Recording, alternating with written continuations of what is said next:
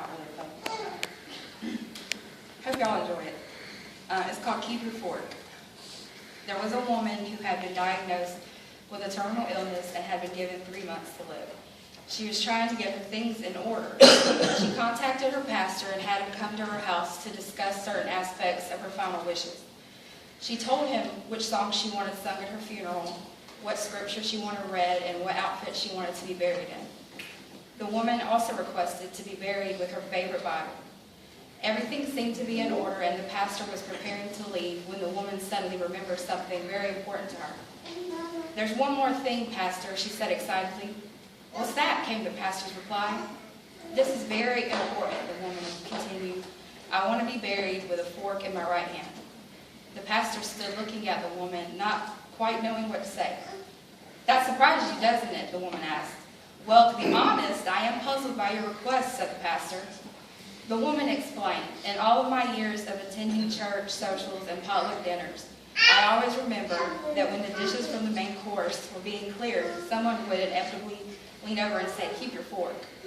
It was my favorite part because I knew that something better was coming, like velvety chocolate cake or depot dish apple pie, something wonderful and of great substance. So I just want people to see me there in my casket with a fork in my hand, and I want them to wonder, what's the fork for? And then I want you to tell them, keep your fork, the best is yet to come. Then tell them the gospel." The pastor's eyes welled up with tears of joy as he hugged the woman goodbye. He knew that this would be one of the last visits he would have with her before her death. But he also knew that the woman had a better grasp of heaven than he did. She knew that something better was coming.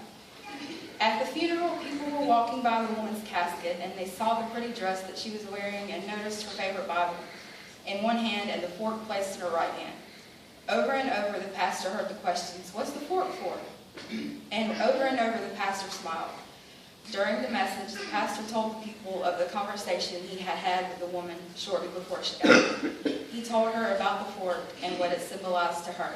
He shared the gospel and invited all to get their forks. As he closed, he told the people how he would not stop thinking about the fork and told them they probably would not be able to stop thinking about it either. And he was right. So the next time you reach down for your fork, let it remind you so gently that the best is yet to come.